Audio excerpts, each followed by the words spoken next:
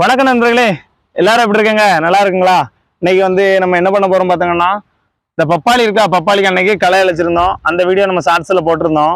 இன்னைக்கு அதே மாதிரி தாங்க. வெயில பாருங்க, ஒரு வானத்துல பாருங்க ஒரு மேகம் கூட இருக்காது. மேல காமி பாருங்க, மேகமே இருக்காது. அங்க பாருங்க வெயில் அப்படி சுல்லுன்னு அடிக்கு. அங்க அப்படியே நேர்ல அடிக்கி. அவ்வளவு கொடூரமா இருக்குங்க வெயில்.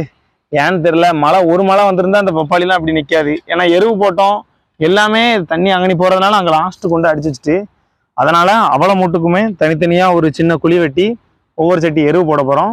அதுவும் மாட்டுச்சாணி மட்டும்தான், வேற உரங்கள் எதுவுமே கிடையாது. பார்த்துக்கிடுங்க. என்ன இருக்கா? இந்த மாதிரி மரத்துல இருந்து பப்பாளிக்கிறதுக்கு பார்த்தாங்களா, பப்பாளி மரத்துல இருந்து ஒரு 1 இல்லைன்னா 1.5 அடிக்கல. ஏன்னா அது கீழே போடக்கூடாது. செடிக்கு போட்டோம்னா அவிஞ்சிரும். அதுல இந்த மாதிரி நம்ம ஒரு செடி தான் போடணும். ஏன்னா சின்ன கண்ணு பார்த்தாங்களா, அதுக்கு ஏத்தாப்புல இப்படி தோண்டிக்கிடுவோம்.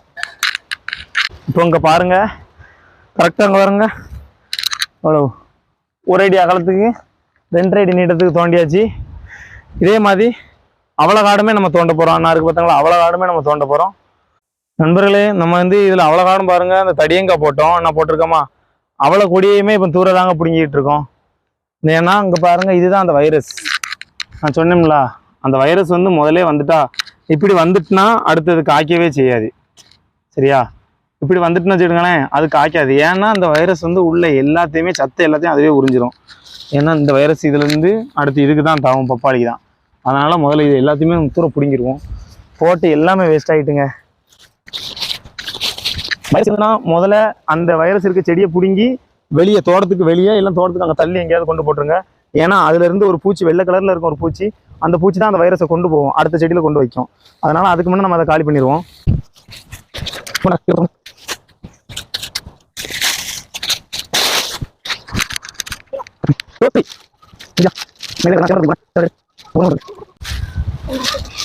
நண்பர்களே, இங்க பாருங்க, அவ்வளவு மூட்டையுமே நான் பிடியாச்சு. இந்த கிடக்கு பார்த்தீங்களா, எல்லாமே இங்க பாருங்க, எல்லா மூட்டையுமே அந்த வைரஸ் தான். இந்த கொடியில எப்படி பிஞ்சு வரும் நீங்களே பாருங்க. இந்த கொடி எவ்வளவு மோசமா இருக்கு, இதுல எப்படி பிஞ்சு வரும்? வேற ஒண்ணும் இல்லை, ஒரு மழை பெஞ்சிருந்தா அந்த பிரச்சனை வந்திருக்காது.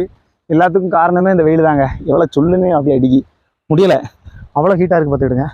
ஏன்னா நம்ம கூடி பப்பாளி எல்லாத்தையுமே அழிச்சு, அந்த பூசணி போட்டிருந்தோம்னா பூசணியை நம்ம எல்லாத்தையும் அழிச்சிட்டோம். எல்லாமே முடிஞ்சிட்டு கிட்டத்தட்ட. நம்ம பல்லாரியே இனிமேல் அடுத்து பல்லாரி பிறக்கணும். பிறக்கிட்டு அந்த பப்பாளிக்கு நம்ம உரம் வைக்கணும். இப்போ இது அவ்வளோத்துக்கு நம்ம குடி தோண்டி உரம் வைப்போம். வாங்க. இங்கே நம்ம மட்டும் தோண்டலைங்க, நம்ம அண்ணன் பையங்களும் நிற்காங்க. இந்த பாருங்க, நம்ம அச்சி வீடியோ எடுக்கிறது ராஜா. ஏன்னா கேமராமேன் இன்னைக்கு லீவ், அதனால நாங்கள் எல்லாரும் தான் இன்னைக்கு பார்த்துட்டு இருக்கோம். அவ்வளோதான், கிட்டத்தட்ட தோண்டி முடிச்சிட்டோம். இன்னும் ஒரு 3 வருஷம் மட்டும்தான். தோண்ட ஆளுக்கு ஒரு மூட பிடிச்சிக்கிடுங்க.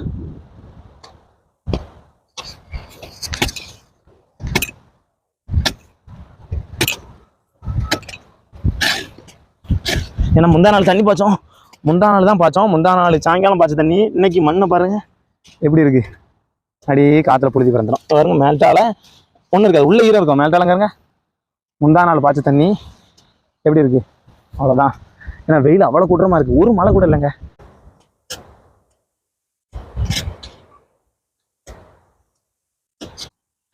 நண்பர்களே, இங்கே பாருங்க, இந்த செடி இப்போதைக்கு பாருங்க எவ்வளோ அழகா இருக்கு, பச்சைன்ட்டு. இந்த இருக்கட்டவங்க, இப்போ இதை பாருங்க, இந்த செடியை பாருங்க எவ்வளோ பச்சைன்னு இருக்கு. இதை நம்ம நோய் அடிக்கலைன்னு விட்டுறவே கூடாது. இதே மாதிரி தான் எல்லாமே இருக்கும். ஆனால் 4 நாளில் நோய் அடிச்சிடும். அது இங்கே தூரத்துல இருந்து பார்க்க பச்சையாக தான் தெரியும். இப்போ பாருங்க தெரியும் அதோட உண்மையானது. இந்த இருக்கு பார்த்தீங்களா.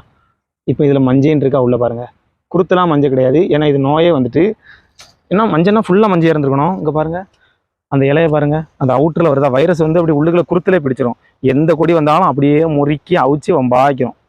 ஏன்னா அதை விட்டுட்டோம்னு வச்சுக்கோங்களேன், பப்பாளிக்கும் வந்துடும். என்ன வந்திருக்கு பாருங்க பப்பாளிக்கு. இங்கே பாருங்க, இதுவும் அது கூட வச்சக்கண்டு தான். இது எப்படி இருக்கு?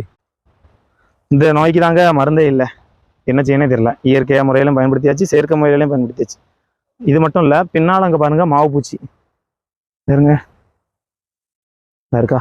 இது ஒரு முக்கில் அந்த சத்தை பூரா உறிஞ்சி இலையை அப்படி சுருக்கடிக்கிறது காரணம் மாவு பூச்சி. பின்னால் இதில் சத்தை உறிஞ்ச உடனே அதால் விரிய முடியாது, அப்படியே முறிவிடும். வாங்க, வெயில் ஏறிக்கிட்டே இருக்கு, அதுக்குள்ள நம்ம வேலையை முடிச்சுட்டு இருப்போம்.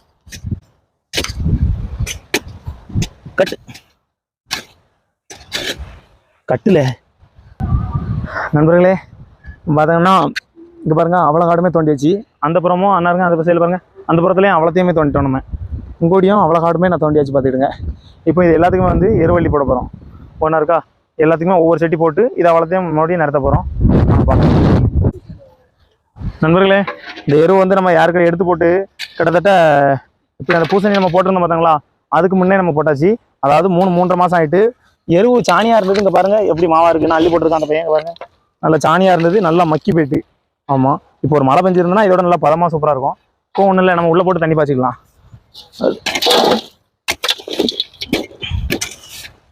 என்ன இந்த கணக்காம்புழு தாங்க பிரச்சனை. என்ன இருக்குது பாருங்கள், இதுதான் நம்ம கணக்காம்புழுன்னு சொல்லுவோம். இந்த இருக்குல்ல, இதுதான் பிரச்சனை. இது இங்கே வண்டாகி அங்கோடி போய் நம்ம தென்னை மரங்கள், பாக்கு மரம், அது எல்லாத்தையுமே கடிச்சிருது. இந்த இருக்கு பாருங்க, இந்த இருக்கு பார்த்தீங்களா, இதுதான் தென்னை மரத்தோட வர்றது அந்த கருப்பு கூன் வண்டு, இல்லைன்னா காண்டாமிருக வண்டுன்னு சொல்லுவோம்ல, அதுதான் அந்த புழு. ஏற்றிக்கிறோம்.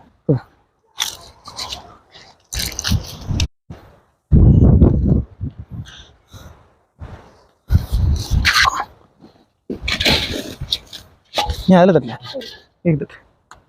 தட்டு தட்டு இந்த தட்டி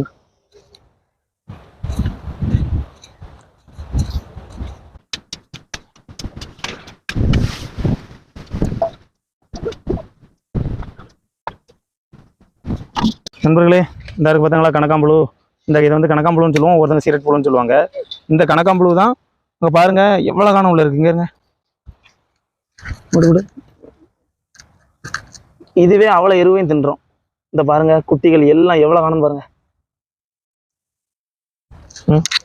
இப்போ பாருங்க எவ்வளோ காணம் இருக்குது இந்த புழுக்கள்.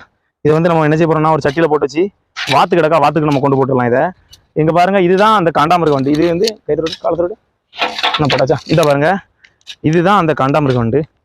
பாருங்க எதுக்காண்டி இதை காண்டாமிருக வண்டுனா, இங்கே பாருங்க காண்டாமிருக கொம்பு மாதிரி இருக்கா இதுக்கு. இந்த தெரியுதா, காண்டாமிருகத்தோட அந்த மண்டை மாதிரியும் அந்த கழுத்துக்கிட்ட அந்த கேப்பு எல்லாமே இங்கே பாருங்க வச்சா நக்க தான் செய்யும் நம்மளே இதுவும். அப்புறம் இங்கே பாருங்க அந்த காண்டாமிருகத்தோட கொம்பு மாதிரி இருக்கா அந்த இடம், அதனால தான் இது காண்டாமிருகம் வண்டு. இதை வந்து நம்ம உயிரோட விடக்கூடாது.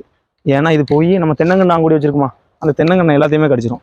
நமக்கு மட்டும் இல்லை, பக்கத்தில் எங்கே தென்னை மரம் இருந்தாலும் அங்கெல்லாம் போயிடும். இது நைட்டு தான் கிளம்பும், பகலில் வராது. இதை பிடிக்க இன்னொரு வழி என்னதுன்னா, நைட்டு வந்து அந்த மின் விளக்குகள் வைக்கணும். வச்சோம்னா அது நேரம் வந்து விழுந்துடும். அதனால் இதை வந்து இப்போ கொன்றுவோம். ஏன்னா இது பூரா முட்டைகளை விட்டுரும் இல்லை. இப்போ என்ன இருக்கா புழுக்கள். இப்போ இதே மாதிரி இன்னும் எவ்வளோ இருந்தாலும் பிறக்கி நம்மகிட்ட கோழி வாத்துருக்கிறதுனால இதை எண்ணெயில் வச்சுருவோம். கோழி வாத்துகளுக்கு கொண்டு போட்டுருவோம். ஆமாம் நண்பர்களே, இங்கே பாருங்கள் இப்போ அவ்வளோதான், முடிச்சிட்டோம். இன்னும் 3 சட்டி மட்டும்தான் கிடக்கு. அவ்வளோதான் அவ்வளோதான் நண்பர்களே, அவ்வளோதான் முடிச்சாச்சு. இப்போ நம்ம அதை அவ்வளோத்தையும் மூடிடுவோம். மூடிட்டு அங்கே தண்ணி பாய்க்க ஆரம்பிச்சிடலாம் வாங்க.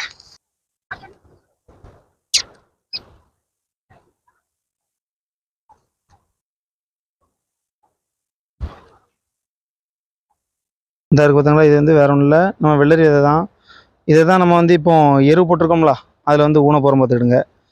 இது எதுக்காண்டினா, நம்ம அதில் தடியங்க ஊனியிருந்தோமா, அது அவ்வளோவுமே வம்பா போச்சு. அதனால் இந்த வெள்ளரி விதையை மட்டும் ஊனி விடுவோம், வீட்டுக்கு திங்கிறதுக்கு ஆகும்ல. அதனால் இப்போ போய் நம்ம ஊன போகிறோம்.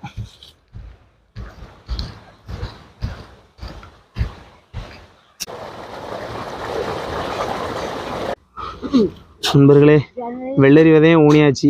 வெள்ளரி விதை ஊனி தண்ணி என்ன பாருங்க வந்தாச்சு.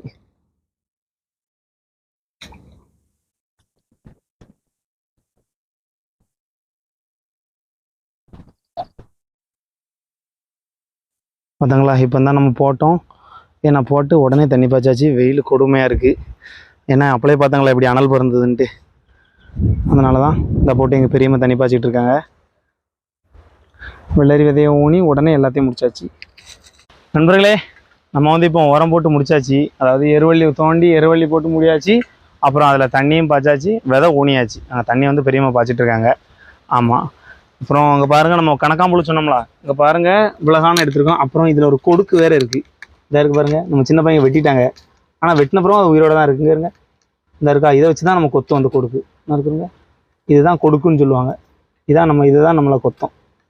இதில் தான் அந்த விஷம் இருக்கும், இந்த 2 கொடுக்கில் தான். இவ்வளோ புழுக்களை நம்ம என்ன பண்ண போகிறோம்னா, நம்ம வாத்து இருக்கா, வாத்துகளுக்கு தான் கொண்டு போட போகிறோம். சரியா? அடுத்த வீடியோ என்னதுன்னா, அறுவடை செய்ய போகிறோம். பல்லாரி, பொடி உள்ளி, தக்காளி, அப்புறமா மிளகாய், இது எல்லாமே நம்ம வந்து வீட்டுக்கு தேவையானதை அறுவடை பண்ண போகிறோம். அதை அடுத்த வீடியோவில் ஃபுல்லாக பார்ப்போம். அதுக்கப்புறம் மொத்த அறுவடையையும் கண்டிப்பாக ஒரு வீடியோவை போடுதேன். ஓகேவா? நம்ம சேனலை சப்ஸ்கிரைப் பண்ணுங்கள், லைக் பண்ணுங்கள், ஷேர் பண்ணுங்கள். அப்புறம் நம்ம பெல் ஐக்கானை கண்டிப்பாக கிளிக் பண்ணிடுங்க. ஓகேவா? அடுத்த ஒரு நல்ல வீடியோவில் சந்திப்போம். பாய்.